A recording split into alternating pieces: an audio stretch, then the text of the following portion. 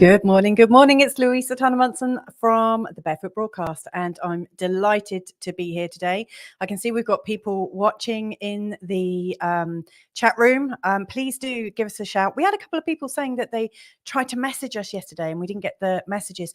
I really will read your messages out if they come through. So why not just practice and see if they're coming through right now? Let us know who you are, where you're listening in from. And also, if you're not able to message us, then just drop me a line privately and we've got time to get you connected somehow. I can see we've got Scott, today's guest. He's in the green room. He's just warming up. He's looking hot, actually, I have to say. That holiday really suits you, doesn't it? Maybe I need to have a holiday. I can see we've got Gillian joining us, saying g'day all. Sarah, a Canadian, Sarah Taylor, who joins us. She's also saying g'day. I don't know what's going on here. And Owen Lloyd Martin is also saying hello, everybody. So it's so lovely that you've decided to join us today. And yeah, very grateful that you're here. And it's quite an interesting little topic. Can anyone really change? And kind of with the subtext of, and do we really need to? So I'm really quite keen to see where this is going. We've also got Shannon Mann joining us with a lovely bon dia. So let's bring Scott on now. It's Scott Clover. He's been on my show before. He's a really fabulous intuitive energy healer. Maybe he'll tell us a little bit about what he does. It's really pretty phenomenal. Let's bring him on now, shall we?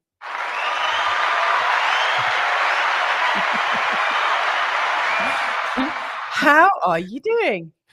I'm well, thank you. It's been a while. You're looking very well rested. Did you have a nice little break? It was a nice few days off, yes. Yeah. So how are you doing? What's new with you, Scott? I've been tired lately.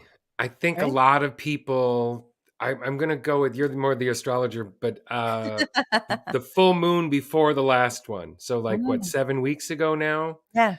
There was, for me and a lot of my clients, there was just this hibernation energy, this rest your body because something's coming. Yeah.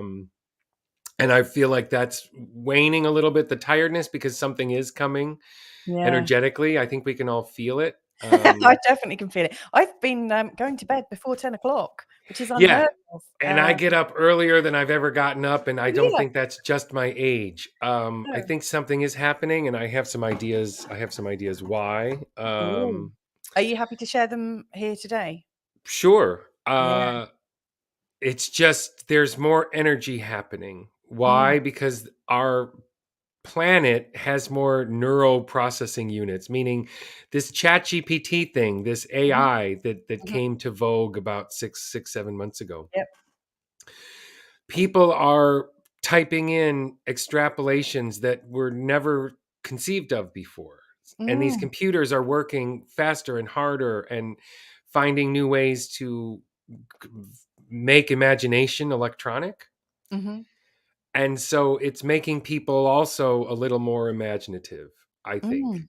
Yeah. I don't see it as overall being, the best thing that's going to happen to the planet. No, I don't. But there are just more synapses happening, and there's more energy and more connections being made just by a bunch of people on their laptops. And I can actually feel them. Yeah. I don't know how else to explain it. It's just there's more synapses and more connections being made. And that heightens our reality as everyone on the planet it's their reality is being a little heightened.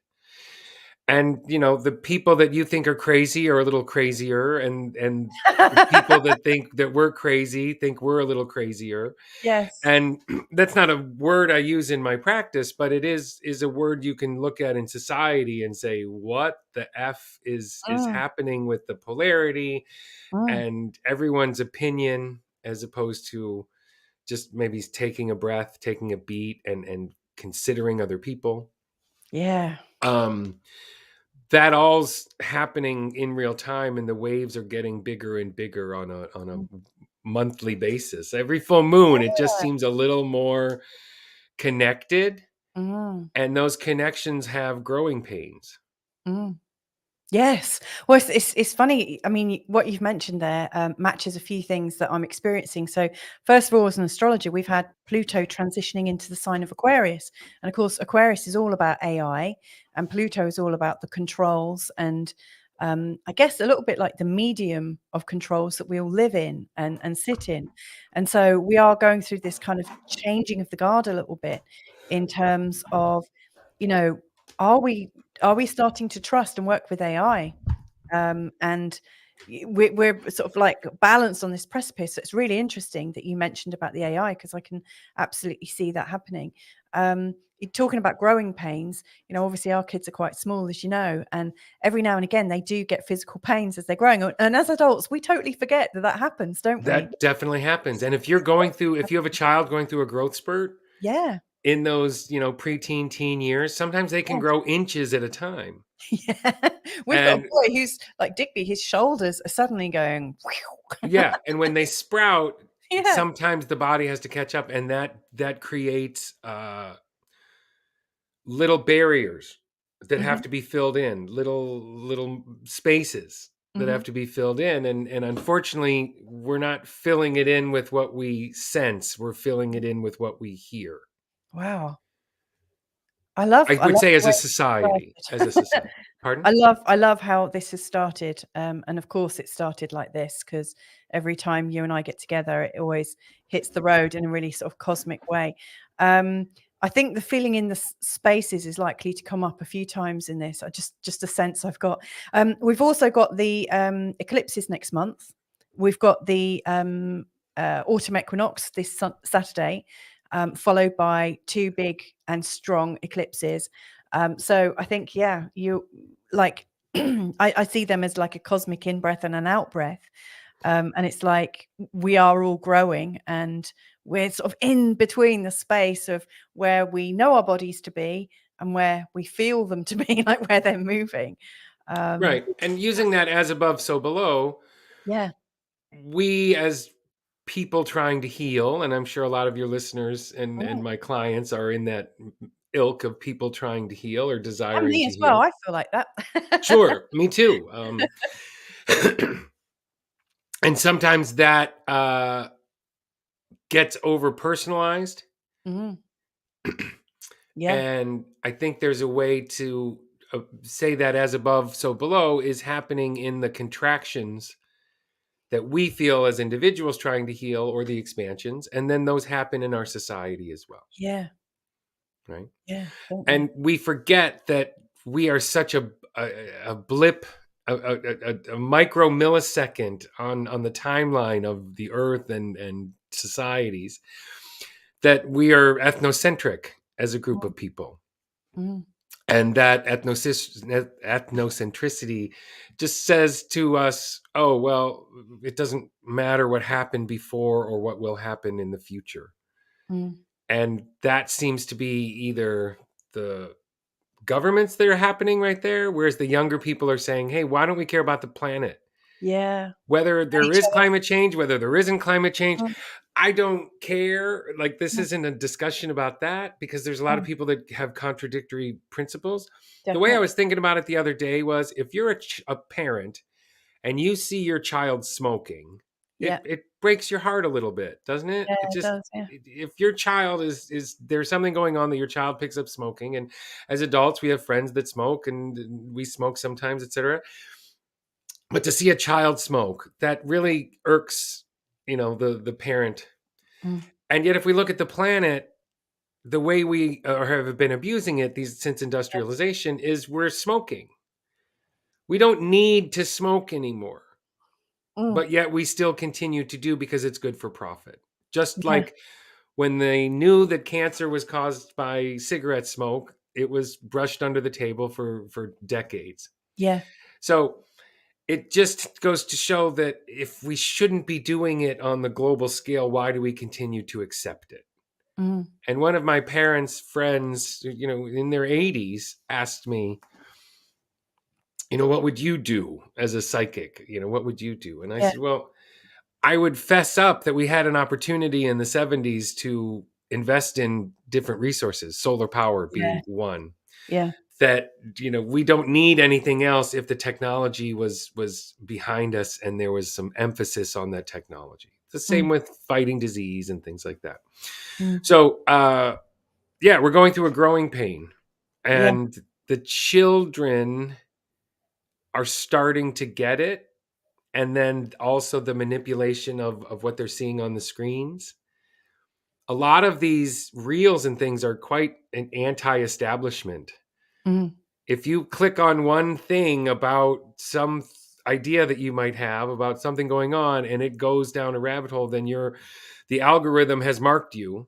And so Yeah. they know that they can cause a discourse. So they feed you a lot of this information, whether it's Definitely. true or not. Yeah. You're being fed something along the lines of, oh, I have this ideology. I'm going to reinforce it and reinforce it. And your Mm. phone unwittingly reinforces it. Whatever Yeah. your ideology is in Yes. microcosm, it Yes, will we're all get being in there sent and out. wedge it open. Pardon? We're all being sent out in different directions, aren't we?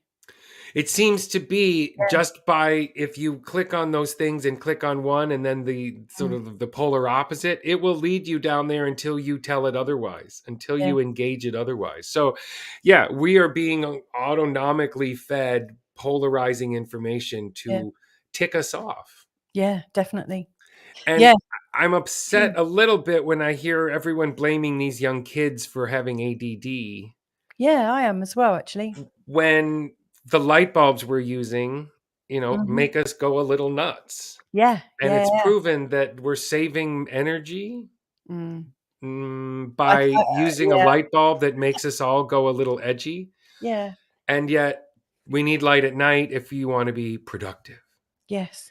So, yeah, there's Lots of things have come out just in like our first bit of this conversation, Scott, because um like what you're I mean this is almost like the discussion that's been going on for like the last 3 or 4 years, actually, isn't it? There are newer ideas. There is this sense of maybe there's a disaster looming. Maybe there has been, maybe there's oh, always been one in our there's lives. always a disaster looming. Come Exactly, on. exactly, yeah. But I That's mean, in not. our whole lifetime, like you say, like in the 70s, we could have switched resources. I've also seen things about other types of energy, which, like when there are these great big roundtable discussions about energy, everyone goes to solar or wind. But then there are others that I'm Oh yeah, aware of that are probably suppressed that might be even better than all of those.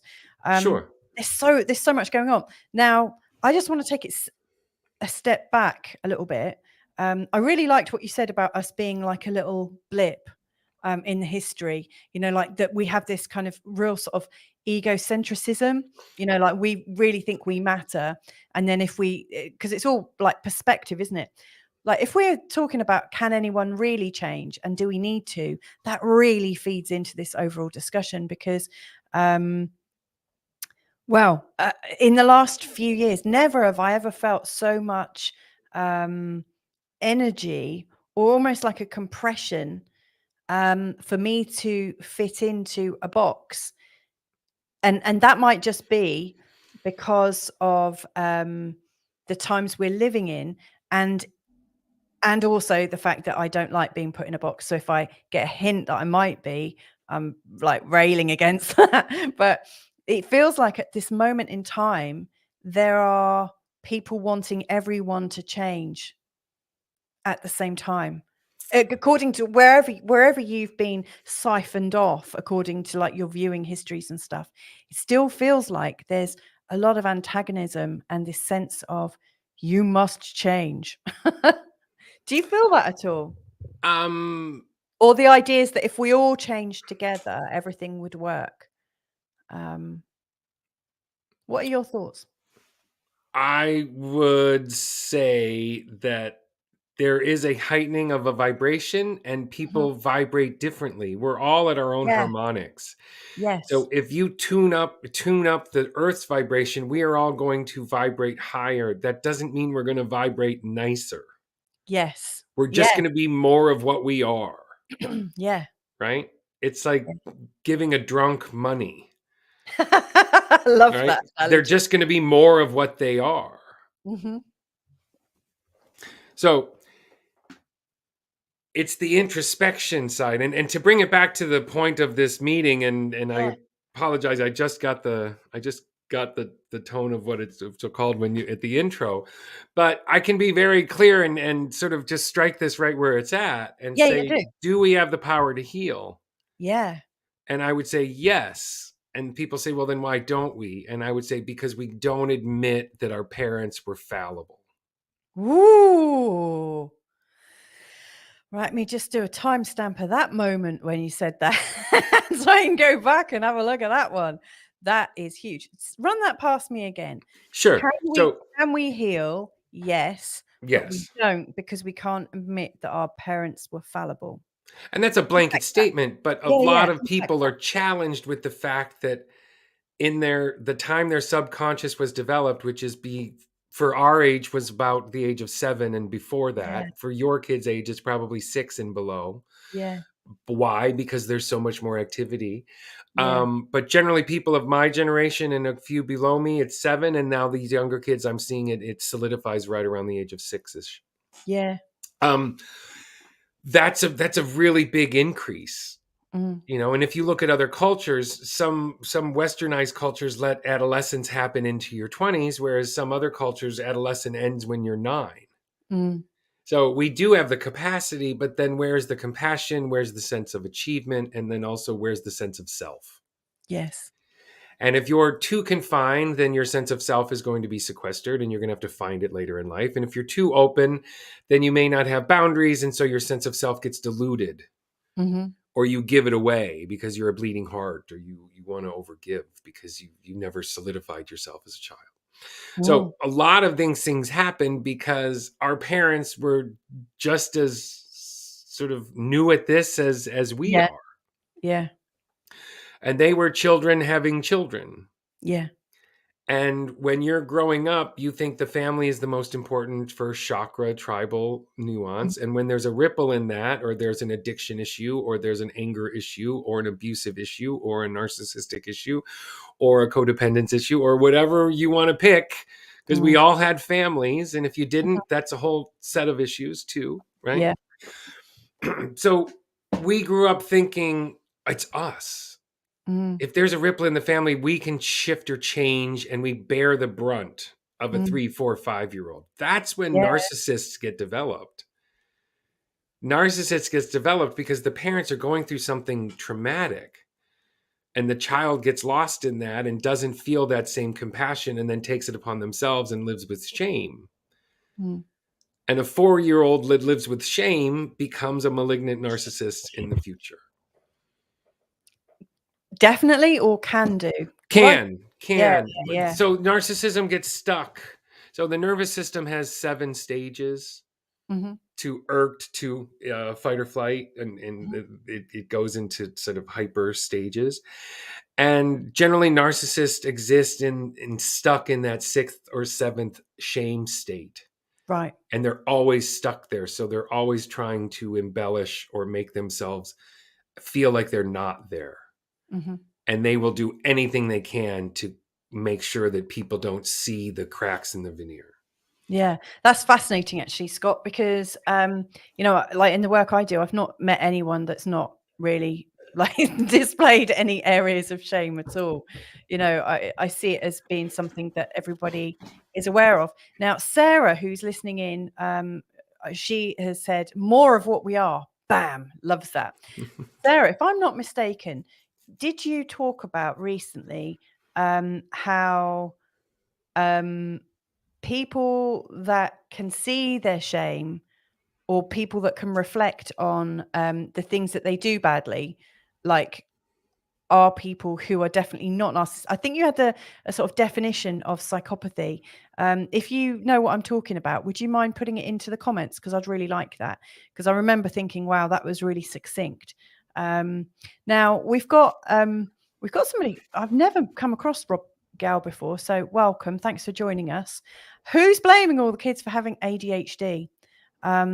You're right about changing. No offense to anyone.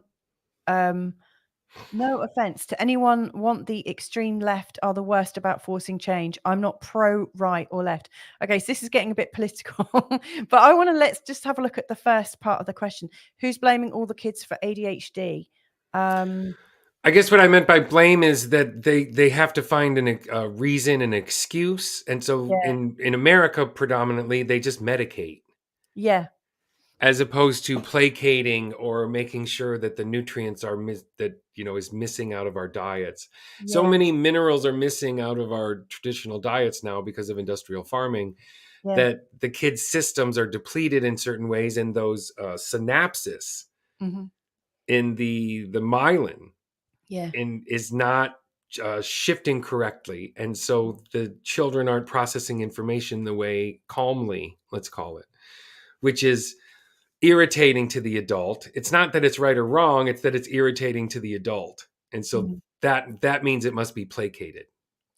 Yeah, so that's interesting, because like one of the things that I've noticed like with the people I'm working with in terms of the States, there's a lot of people that I'm aware of that send their kids to like summer schools and stuff. And I was talking to one of my clients who is very, very natural and has a very sort of like natural way of dealing with her child. And she said, like, when you drive up to these summer schools, there's like a table on the right hand side or something as you enter, and it's where people drop off all the drugs that their kids are on, and it's all like signed in and stuff. And I was really shocked at the thought of that. And yet I noticed that in these times where families have changed a lot, and the amount of attention that a child might get, like good attention from their parents, and also from their community at large, is really shifting. And it's almost shifting at the same time as the amount of medication that's dished out to kids, the amount of diagnosis that kids have a problem. Like, as I look at it, if I was to feel into that situation, I agree with you that there's probably some food thing going on. I also think there's probably a shift in our attentions and the kinds of stress. And I just don't think the way we're living is probably conducive to children having a really smooth and harmonious way of being with their parents. And vice versa. I don't think the parents are necessarily up to the job at the same time. I think we've all fallen out of trust in our own instincts at some level, so there's a whole bunch of things that I think are playing into this. Right. So, and I don't know how many people are listening and how many people are viewing this, but I saw this video recently. I think it was one of the TED Talks or something, of a man engaging with his young daughter, I believe, and looking her in the eye and showing the facial mimicry, which is how kids learn. Yeah. And the kid totally getting into the idea that dad and daughter were mimicking one another. And then for part of the process and part of the video, he immediately picked up his phone and just focused it on this little black box. And the daughter was then only seeing the black box from below.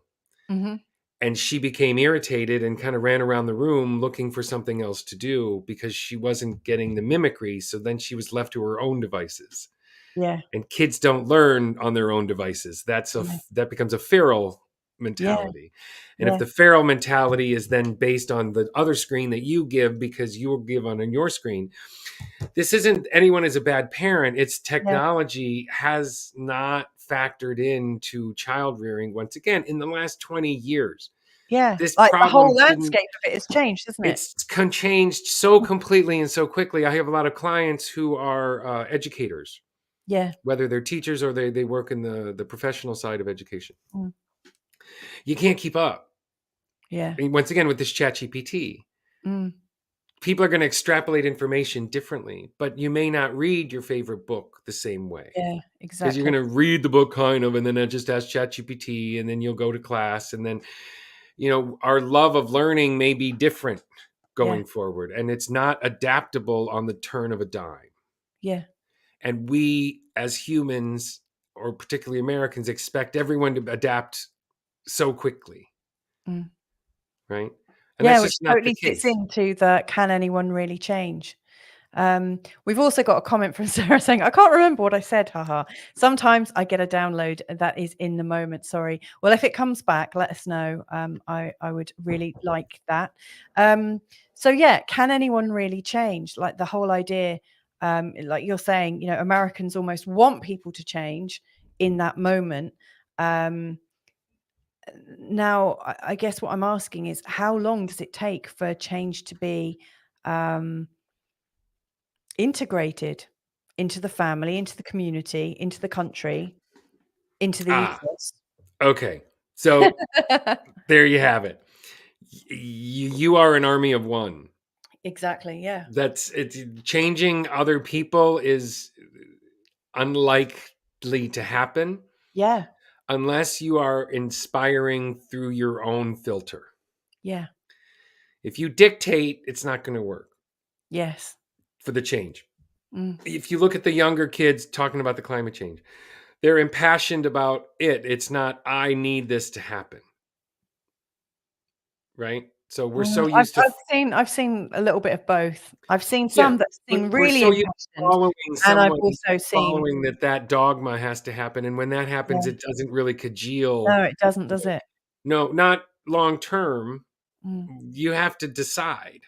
So this is now we get into my work, but I work a lot with the archetypes. Yeah. And your guardian of choice is your saboteur archetype in the shadow. So can we change? Yes. But it's not changing, I think, is what I think that's what we have a problem with the vernacular. And I said something to a client recently, it's become purity over piety. Ooh. If we're going to change going forward, it's because we're pure of thought and soul and deed. It's not because we were told we needed to be so. Yeah. Because if you look at the last 100 years, the people that told us to do that were actually evil. Right? And I mean that meaning atrocities were done to children, either touching them or in Canada when they killed them all. Like, you can't look to a religion anymore and say, well, there's so much decency there when there's so much indecency. Yeah. So to be taught growing up that was so important, and to have that in your brain falter, then you have a cognitive dissonance happening and says, well, I still want to be religious. Great. Distill it down, take away, find the 35% of your religion that is pure. And really try to find that and dictate that with what's going on inside of you. Because if you look at the larger scopes of the people that were running the religions these last years, atrocities were done in the name of. Yeah.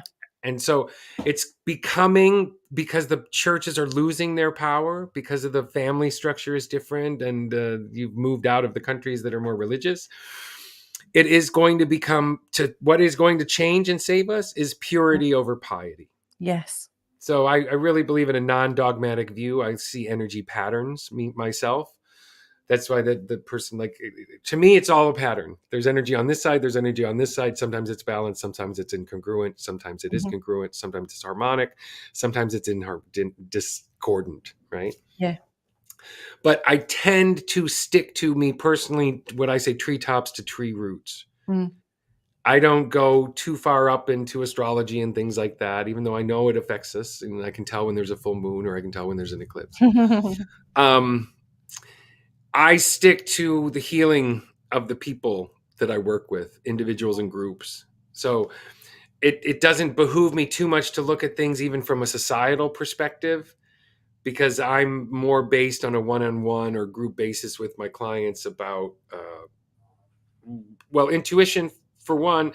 And then I'm going to use the word authenticity, but I want to expand on it, because I used to study and teach authenticity in college back in the late 80s, early 90s. And it meant something different. It meant don't lie. Yeah. Well, now it's something so much more intricate than that.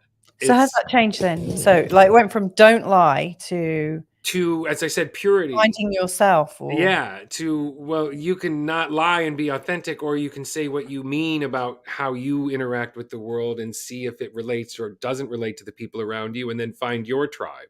Mm.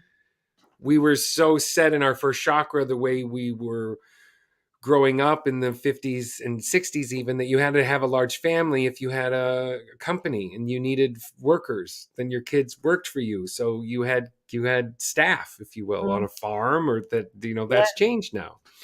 of course. So smaller families, the smaller units, they're not as bonded.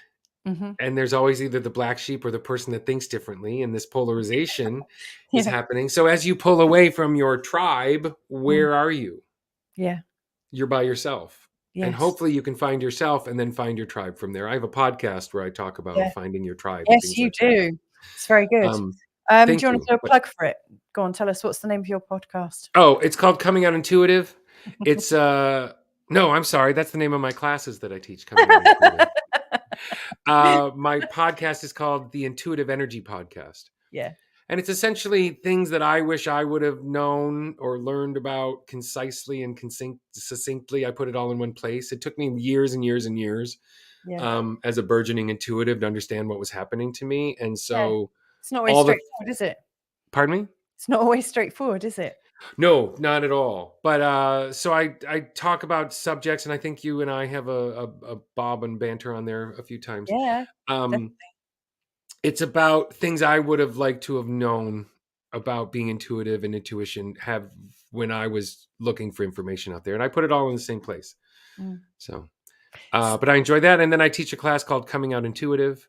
And that's about self-acceptance. It's not, how intuitive am I, or how do I increase my intuition? It's more like, what isn't getting in the way, and what are you intimidated by, to allow your intuition to connect succinctly.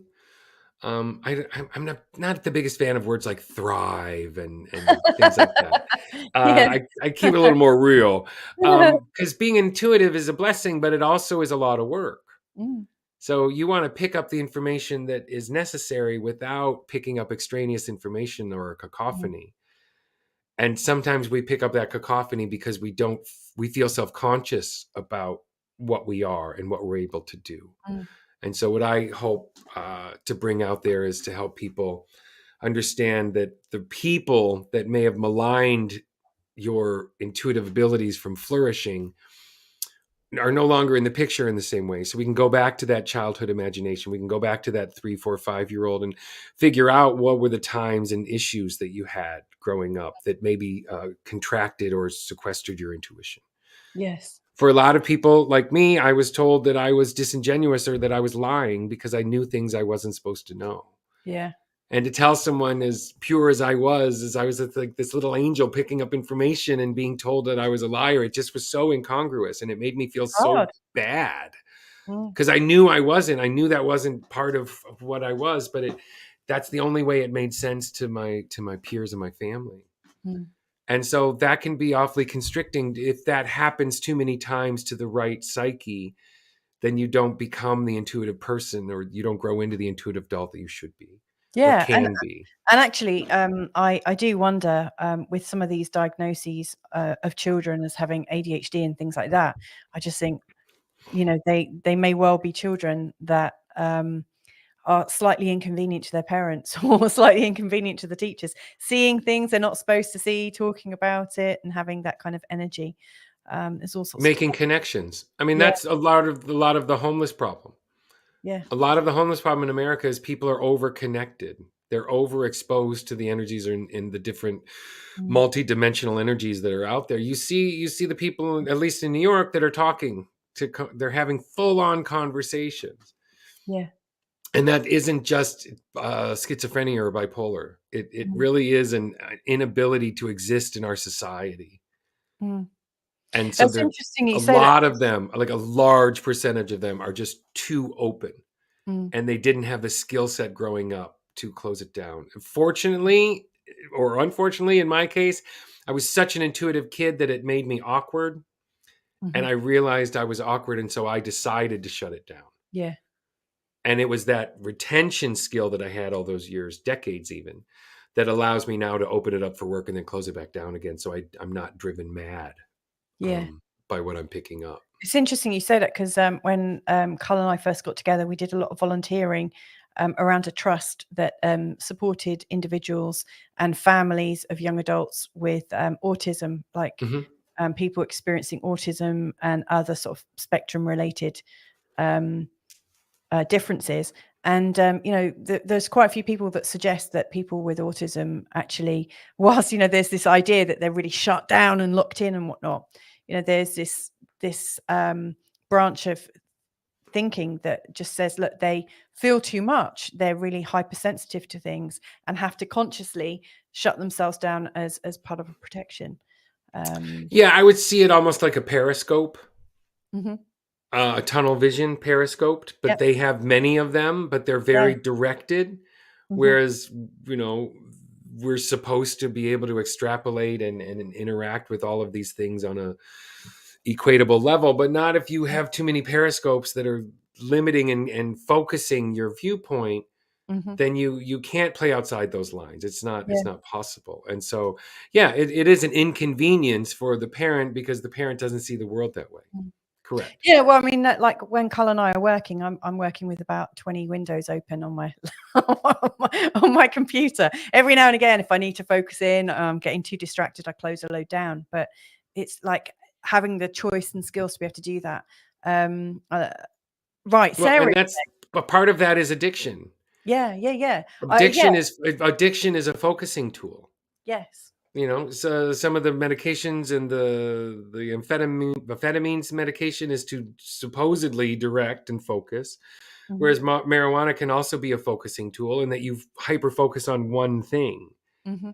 And so, a lot of addiction is to escape, but that escape can be just closing that cacophony and allowing yourself to focus the same way you can with meditation or going into cold water or going into hot saunas or things. As long as you can choose, here we go, that guardian of choice, to take your step out, let yourself breathe outside of that reality and then bring yourself safely back in. Yeah. Addiction is just a rougher version of that. See, this is what I like about all of our interactions, I've not known them to be any different, actually, Scott, but there's always an element of choice that comes up, that there's an acknowledgement that we have a right to choose. We have a right to have, an element of choice. Now, Carl wants to come in. He's obviously been listening behind the scenes. And somebody's asking a question about changing, and I think I would like to. Changing all the time, consciously and unconsciously. We are adapting. And we are expanding because our conscious only gets bigger unless we forget it. Yeah. But what I believe the question was that when you posed at the beginning of the hour was, can we change a pattern? Which is what my work is. Yeah. Well, I didn't actually specifically say a pattern, but yes. I mean, when I first looked at that question myself, I thought it's, yes, can we really change a pattern? But it also occurred to me that there are, I know people who've lost children or, something's happened all of a sudden. So we have like these circumstantial changes that come up and, people may say, I'm never going to be the same again because of this. So that's an inability to accept existing reality. Right. Okay. Let's bring Carl on. Okay. So there's an inability. There's an inability to resist. The inability to accept reality. Here I am. Existing reality. You are existing in my reality, Carl. Hey, Scott. Lovely to see you. I'm typically I'm trying to get on with stuff, and I hear the most amazing conversation going on in the background. Periscopes. I just love how you're talking, and the little angel that you were. Sorry to come in and sort of disjunct, if that's a word, the conversation. But both of you have been saying some amazing things and lovely questions coming in and observations, and that idea of the gifted child. There was a psychotherapy book, wasn't there? The Drama of the Gifted Child, I think, some in the 80s, and I really related to the title, if not the content, and that's what you described there, isn't it? You know something's up. You speak of it, you articulate it in the only way you know how, in simple ways as a child, and you not only get sort of batted down. You get accused of lying. What a process that is, and what a thing to recover from. Bless you. Yeah. Well, and then you're also asked to use those skills for the family, whether that's Yes, genuine or not genuine. You don't factor that in because you use the skill set you have for the family. Yeah. And the family may not be asking for the best of reasons or the most moralistic reasons. Yeah. And so then your skill sets like intuition or things like that can get maligned in your own sense of psyche and say, wow, am I good or a bad person? Because my family used them to elicit some response or some goal that if you look back on it, you would never have participated in that kind of shenanigans. Yeah. Right? Well, you had it on a very mundane level, Louisa, didn't you? You clearly had intuitive psychic abilities, and that is uncomfortable, isn't it? In certain settings, the parents are doing their best; they're responding to what's in front of them, and it was great. I think when you healed plants or could do tricks, my parents party didn't really tricks, understand that's that. fine. But then when it got to the deeper stuff, calling out, when it got a bit personal, then it becomes more uncomfortable, doesn't it, for the clan you find yourself among? I think probably when I was sat in front of an oven trying to heal a cake as a like 6 or 7-year-old, sat in front of it, and my mum and dad, what are you doing? We need to get her tested. Yeah. So there is a phenomenon, and I don't believe this happened to me, but it happens to a lot of the people that I work with in terms of expanding intuition, in that there was a moment in their adolescence where they had an overwhelming sense of something other, and they weren't able to place it. And that's that's trauma. Right? If you've ever seen a child given a lime that's never had a lime before and their face scrunches up, what you're doing is you're traumatizing that child's psyche because it's experiencing something so dramatic it's never experienced that before because it only had creamed carrots before that. So, but that's what essentially trauma is in a child's psyche, is they over experience something they don't process because they hadn't processed it beforehand. And children learn incrementally, and you can build up their psyche incrementally. But if something happens that's so jarring to their belief system, that creates what I would call later in life a kink that I can then go back and sense.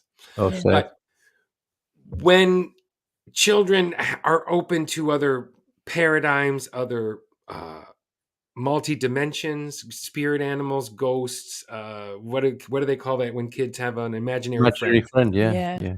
That's so if you have children, you just ask and they can tell you where in the room there are spirits if you ask them. Most people don't ask them. But if you ask a small child, where in the room is there a spirit? Oh, there's an old guy laying on the TV and there's somebody over there. And no one asks them that, but they see them and they're real, right? So sometimes that can happen over dramatically. Or they see it so real that they go and they ask their parents, and their parents go, what are you talking? We didn't have a party last night. And they go, yeah, there was a whole bunch of people here last night. I felt them all. And what the kid doesn't realize is that if they stopped and looked, they're all dressed in different period clothes. They're not all like contemporary people. It's just in a big room. As a child, you just see a bunch of older adults. Yeah. But those are your spirit guides or your whatever they are. Some people have it a little more dramatically, that they'll see like horsemen of the apocalypse, or they'll see an entity in front of them in the woods with a friend. And if you experience it with somebody else, then that's a shared reality. Yeah. But then if an adult says it didn't happen, now you have a shared reality with a younger person that had that same experience. An adult is telling you there's no way an angel could have come over the log in the woods and blessed you two, right? It happened here in Portugal with Fatima. Fatima happened, but why can't that have happened in other milieus that it wasn't necessarily a religious context? Yeah, well, and when you go and you say that to your parents, or I used to see somebody, sleeping in my closet or sleeping above my bed. And it becomes placating to the person experience of the child experiencing it. But then when you're told it doesn't exist, then that placation becomes disingenuous. Yeah. And then you start to question your own reality. It becomes manipulation, doesn't it? Or malformation. Not on purpose. No, I get that. I don't mean that it's like a witch hunt of the parents or anything like that, because they're doing their best, aren't they, within what they know? It's adult ignorance. And that goes back, Carl, to before when you were on here, is if you are really looking to change and heal, you have to go back into your inner child and acknowledge your parents were fallible. Yes, Yeah. that's right. And that's a And big then lesson, you have isn't to, it? and then you have to Stop people. forgive yourself for And being then, caught right? in that mind loop. Yeah, Yeah. yeah. And that's a big moment. That is a really big moment, I think. For a lot of people, it can be. And that's when you can decide more to change or heal. Yes, yes. So healing, can you change? Can you heal? Yes, but you have to engage your sense of self-esteem. Carolyn Mace, a bunch of us say this. Healing energy to me is self-esteem. It's the same energy, if not in the same energy family. Mm. And if you can teach an adult whose inner child was compromised, that they can heal it and forgive that inner child, and that inner child can grow up a few years and become more ratified, then the adult heals, and it pulls all the way through the timeline, and it can even pull through the family line. Oh, beautiful. Yeah. And it's a good call for or invitation, isn't it, for the extended family and the community? Because I think in the most nuclear of situations where the parent is determining the reality of the child, or that's in conflict, the child senses and sees things that are real to them. The few adults in the scenario, maybe even one adult, says it's not the case. In a different, more idealistic scenario, it's like, grandma knows about this stuff. The child can Exactly. talk to grandma or that aunt we don't see very often about this. Mm-hmm. And it's made okay, isn't it? But who's the black sheep? That's the interesting aunt. trope there. The interesting Yeah. storyline is my crazy aunt came to town and I aligned with her. Like there was a Brady Bunch episode about that. Jan aligned with the crazy aunt, you know? Yeah, I am the crazy It's a aunt strong of our archetype. family. It's Yeah. a strong archetype because of It how we is. are, isn't it? Yeah. Mm-hmm. Yeah. And it Amazing. gave I hope. am It literally gave that Jan crazy hope aunt. that she could be an individual. I can't believe we're talking about the Brady Bunch, but No, it's Who fine. knows where we draw wisdom from? that's how on my this. psyche was formed back in the 70s. And the other thing, it was me. I take some responsibility for this question. Can anyone really change? A leopard can't change its spots. We're seeing challenges on, particularly at the moment in our culture. What it is to be a male power or archetype at the moment. A lot of questions about that, and the battle of the young versus the old, the woke bashing. These are very interesting things to me. And the old guy says, "Well, I can't change. I'm just who I am. I can't say this, I can't say that, and I want to." And the young folks saying, you should be able to be called whatever you want. And the friction that causes. And our own president in Portugal in the last few days, he was in Canada, and he is the archetype of the uncle or granddad who says inappropriate things. And he said to a couple of Canadian mother and daughter, the Marias, funnily enough, in Canada, he said, "Your daughter's going to catch the flu. Look at her cleavage." And that was, you can interpret that a couple of ways, can't you? It's he's like the granddad that just says it like it is. Yeah, and that's what he's known for. And he hugs yes. people with selfies. He rescues women out the sea. Yeah. And he said to another woman, "Here, have my seat, although I'm not sure it'll take you, manage." And these things just come out of him. Yeah. And what I'm seeing in that, apart from the comedic aspect of it, is how this thing, he might be seen as somebody, a leopard who can't change his spots, an old guy who's beyond redemption and transformation. But part of the problem with that, the context for that for me is the context of change and transformation. Like everything else, we've turned it into a thing and we've made it a bloody competition. So why can't we see transformation and change as a collective matter, where there are old guys like him, and there's the crazy aunt, and there's the child wishing for expression of their intuitive capability, and we do it together rather than competing with each other? And that seems to me to be a big problem, is the competition, how it's been turned into a thing, the personal growth movement, human potential. It all became very individualistic, and we're not evolving together necessarily, and forgiving and allowing each other on the journey together. Yeah, and I can distill that down, and this is another concept I talk about. I think this is what you're so good at. Thank you. But a podcast about it. Joy and judgment can't live in the same moment. I talk about this all the time. Oh, I love that. Yeah. And so what you're saying is a society built on judgment, why can't we find our joy? And I can oversimplify it and say, because they can't live in the same moment. Don't live together. Yeah. And if you start being curious, why are people acting so discordant? As opposed to, fuck, people are acting so discordant. That's a judgment. If you say why, then you see how maybe you may be factoring in that. Yeah. Yes. And if you can spread that and say, hey, why don't we turn the judgment down and then something else arrives. But if you're judging your parent for being a different political stance than you, then you're going to be discordant, and there's no joy there. Yeah, right. We see it, don't we? It's So very I oversimplified your point, but I think it makes common sense here in that. Well, I apologize. Too much judgment. Yeah, there's too much judgment on these phones and these little reels, and her boobs are bigger than mine, and his calves are bigger than mine, and her nails are longer, and her hair is less gray. Like all of these things that we judge ourselves for, we take ourselves out of our own moments, and we unwittingly pass them on to our kids. Yes. Or we dress our kids up in ways that we think they should look. So then it creates a complex for them. True, and it's like it's totally unwitting. No, we're not doing this on purpose. No, right? This is more ignorance than maligning intentions. And if we catch ourselves, we give ourselves such power, don't we? It's the greasy pole of the what's not the hierarchy of needs, the Abraham Hicks thing, the what's it called? The emotional scale.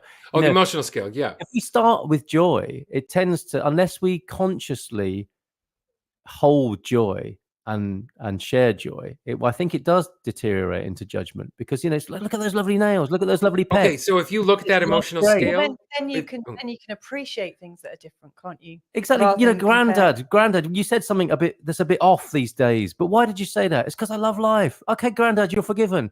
Why are you youngsters looking at things on Insta all the time of long nails and pectoral muscles? Because we love it. That's great. Isn't that wonderful? Until the judgment comes in. That's a waste of time. That's a bad thing to say, etc., etc. Yeah, I don't know if we love it or else we're actually being controlled into doing it. But I will go back to the judgment stance and forgiving older people. Yeah. And not just that. But the other thing I see a lot in my clients is they get judged by their relatives that have passed on that are still opinionated. Oh. So if you have any sort of mediumship skills, or you're getting a vibration or an echo through a dead relative, they're still going to judge you from their perspective of when they were born. Oh no! Oh yeah. I remember once we had a medium over, and I didn't have. I had taken down the blinds in the bedroom because I was getting new ones, but I'd forgotten to order them, so there was a delay. And my dead grandmother told the medium that she felt self-conscious that I was walking around my bedroom naked, and the neighbors could see. Yeah, right. I love that. So that's a judgment that comes through, and so you have to stop. And if you're feeling this familial judgment, and it's very strong for some people, you have to turn and sort of wave your finger back and say, "No, this is my era. This is what we believe, and you can leave your judgment at the door and send your support." But I'm not going to filter in your judgment. And you really want to turn back on the timeline and shake your finger at it and say, filter. Enough. Yeah, enough of your old time. This isn't 1912. This isn't great-great-great-grandmother's hemline. I will expose my ankles if I want to. Exactly. Or kiss a boy out of wedlock, or whatever. There's a lot of judgments that happen. From beyond the grave, and people get them as little whispers and little judgments, or they come through the great-grandparents or the grandparents that are still alive. Yeah. So be the individual that you are, and be forgiving to the older people that may judge you, but understand that judgment should no longer affect you as an adult. It's the who does this belong to, isn't it? Who does this belong to? I also, along the same vein, and I think this is one of the things that I think you were getting at right at the start when you said, everyone's judging the youngsters with ADHD. When I heard it, I heard that you just felt a lot of empathy towards young people being maligned a lot, and kind of singled out. I hear quite a few people going on about, what are those horrible labels that people put on the millennials? Snowflakes and things like that. And I think it's really unhelpful. And yes, I can see that sometimes, when people get really concerned about something and they want to be part of the solution, yes, their energy can get a little bit annoying, but no more than how annoying older people are when they're intractable. I just want to cuddle them all. Yeah. Especially, I've got a lot of empathy and sympathy for these old folks who go around saying, you can't say this anymore. It's like, what is it you want to say? You can tell me. Tell me what you want to say. What is it really coming down to? Sexual frustration. Come on, Have a chat with your wife about that, or whatever. And also a lot of young people who are getting very concerned about the world and stuff. Often things come out as a bit of a rant, or come out in how else do they do it? Yeah, in a way that doesn't sound necessarily compelling. But again, if you talk to people and find out what's underneath it, you get a lot more information. We were out with a friend and her daughter recently, across two generations of feminists from a completely different scenario, and I could see there was tension in the way that they were expressing themselves. And it was really quite a delightful conversation. Where I was sat, I could say they just loved each other so much. Yeah, they really loved each other. And yet there was such a static between them, and that's the judgment, isn't it? They're reaching across the field of judgment, and it's quite hard to do that. Ouch! Oh, ow, ow, ow, ow, ow. You know, it's just difficult. Yeah. We've got a couple of comments from Sarah. Sarah saying, "I'm not sure that I actually thought my parents were infallible when I was a child. I would say I struggled to find my parents infallible. I thought they were wrong, but there was still that belief that somehow they were important, you know, like." I'm sure Scott will have an excellent Yes, insight I'm sure he on will. this. Yeah. Do you think every child has that belief? Like, I think I grew up expecting my parents needed to be perfect. And I possibly still do think they need to be perfect. And that's a massive source of to placate you upset. You mean? Maybe not placate. I think you expect your parents to be able to meet your needs in every single way, and then there's a massive disappointment when they don't. What I had. And it's quite unrealistic. You know, we're quite open with our kids. You know, when we disappoint them, we're like, look, I don't know what to do about this, but let's However, talk. that might not stop them wanting us to be gods. That to me was the problem, is that, you know, you're the grown-ups. I need you to be perfect. Yeah. And it's an unfair expectation. So to answer Sarah's point, I'm speaking a generalization on a tribal impulse and a tribal way that the tribe impacts us. Yeah. And how our individuality builds off after considering the tribe first. Yeah. Yeah. Now, some of us have rebel archetype. I actually have rebel archetype. So I kind of want to just always go against the grain. Yeah. But yet when it came to family, I really felt like we needed to toe the line, because that was overrode. That supersedes. So they don't have to necessarily be infallible.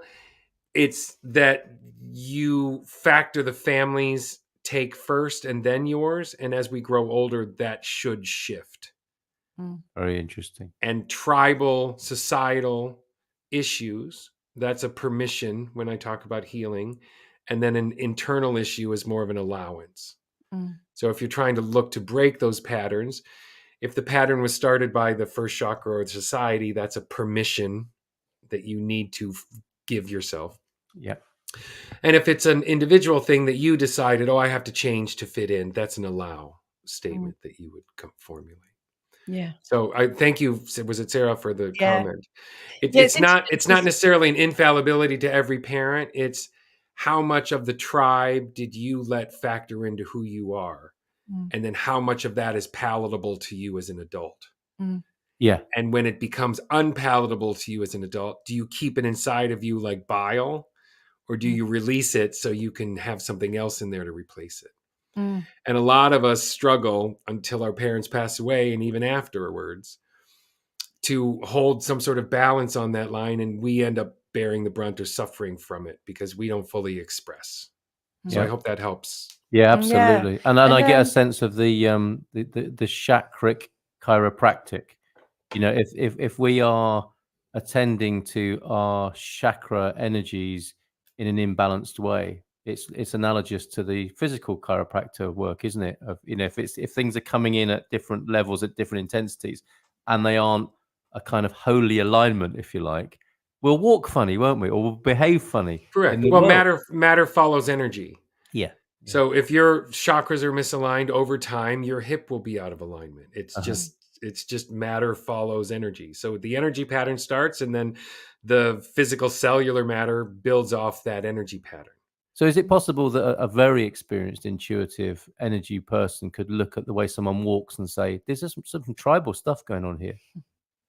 Very much so. Yeah. To me, I see them more as entities that have taken up space in the body, almost like a little black eel or a little slug or some sort of, it has a consciousness, not like you would banter with it, but it has a purpose for being there, whether that purpose suits you or not. And a lot of times, going back to the childhood factors, if you're going through something as a child and one of these entities comes by and convinces you that they can help you, and so you say, come in my body and help me, they will reside in your body. It's a thought process, but to me, they present as almost an entity. And a lot of times if we talk to it, we say, did you enter this person's body under false pretenses? Half the time they're going to say, yes, I was invited, but I told them I could help. But once I'm here, I'm more of a negative force inside the person. Jungle And people Book. have these for years and years and years. And I do them many, many times a week. It's a mindset or a mentality or a belief system. It can also be some sort of entity flying around in another you want to say it paradigm or another, what is it called, a multi-universal thing, like a dimension or a veil. Or... Carl, years ago you and I spoke about how little we see with our eyes and ears. Yes, bandwidth. We see 1.0% of the actual things that are happening around us. So some of these energies end up relating to us and then bonding to us until they're dealt with. Dealt with. I love that. I love that so much. And it's interesting where this conversation has gone. I can't help since Scott did the the entity coming in and that snake-like way. It just reminded me of Jungle Book and all the archetypes in Jungle Book when Disney was great. This little boy was making his way through the jungle of archetypes, and the snake wants to help. Come on, I can help you here. Yeah, with his hypnotic eyes. Yes, trust in me.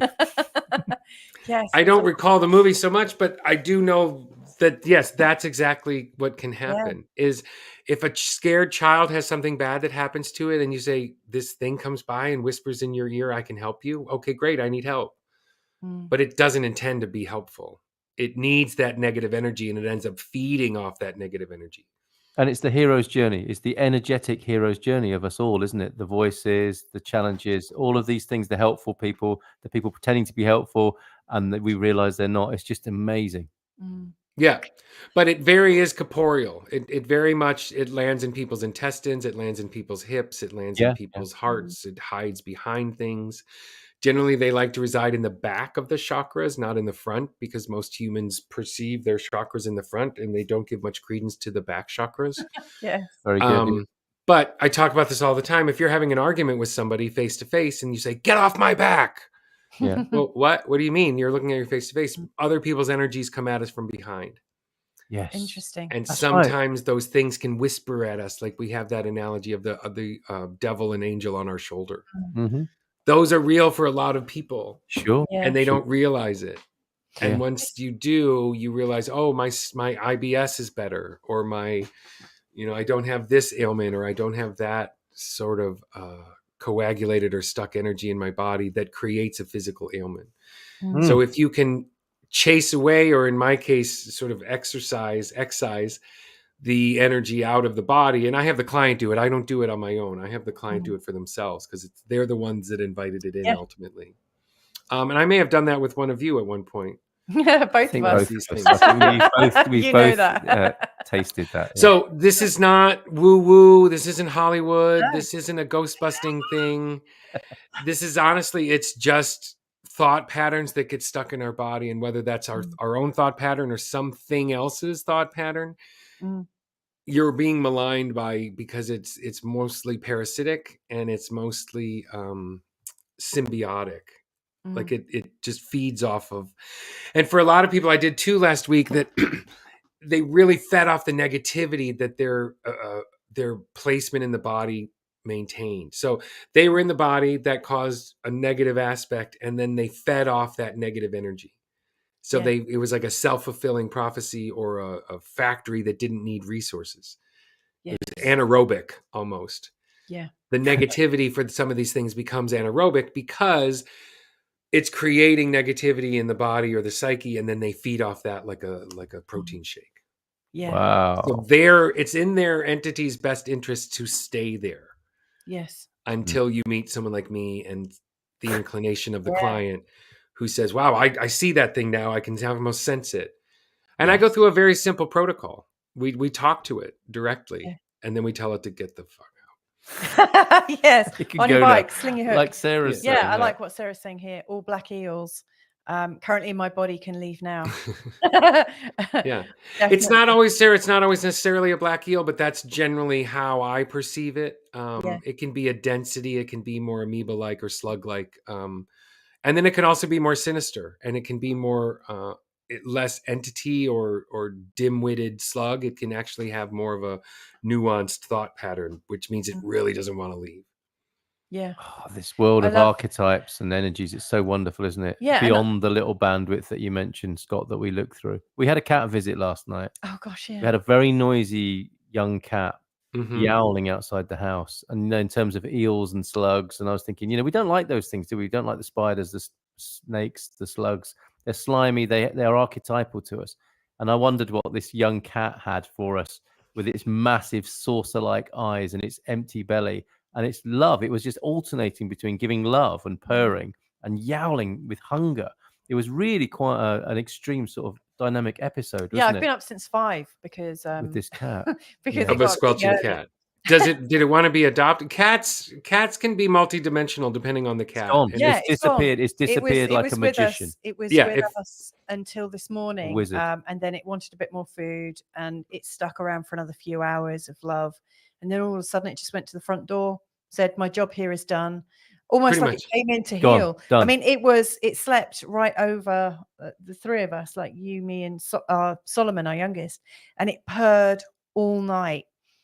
On us. It was like it was doing something. Yep. And you may never see it again. I don't think we will. It was a visitation. It'll be interesting. I mean, it came right across my defenses. I'm not a cat person, but this thing was all over me and I was all over it. It was amazing. No, I'm not a cat person, not meaning I don't have one, but yeah, I mean, obvious with my abilities, I can see the multidimensionality of the cats, or I can tell when my clients have a multidimensional cat. Yeah. And I'll talk to them and they're like, how did you know that? I thought I was the only one that thought that. I thought I was nuts. And I'm like, no, your cat blinks in and out. Yeah. I thought that was just me. I'm like, nope, you have an interdimensional cat. I've had a couple of interdimensional cats. And they don't do it all the time, but when they do it, and it's whoa. You can almost feel the energy in the room change when they blip in and out. Yeah. He was a powerful little creature, wasn't it? Yeah. Right. Well, this was an interesting conversation. Thank you so much for joining us. Because I really like having these kind of rough ideas of what we're going to talk about and then seeing what occurs. This was just magical. Do you have one for us, Scott? Yeah. Do you want a question you want to leave in your? It's like in the guest book. Had a lovely stay. Some of the breakfast was cold, and here's the question for the next visitor. I guess you want me to ask a question to the next person? Yeah, why not? For next week. I've got the rest of the shows planned for this week, but for next week. One of the things that I talk to most of my adult clients about is how do they connect to their childhood imagination? Oh, I love that. Because for me, that's where creation and imagination meet. That's where that interdimensional cat can be. Your child's imagination is so powerful because they're creating. Yeah. In their mind, it's creation, and our subconscious doesn't know the difference between imagination and reality. Yeah. So if us as adults can go back and rekindle and evoke our childhood imagination where creation and imagination meet, you're going to be more prone to being able to heal because you can create that environment for yourself. Wonderful. So that's what I would leave it with. Thank you so much for joining us today, Scott. Really, really lovely. If anyone's really fascinated about what Scott does, and both Carl and I can vouch for his amazing skills, then please do check out the notes below in the description because Scott's website is there, his contact details. Thank you so much for joining us. Will you come back another time? And certainly. This was fun. Excellent. Cool. Cheers. Right. Well, thank you so much for joining us today and for your comments in the chat room. And let's connect again real soon. Lots of love. Bye for now.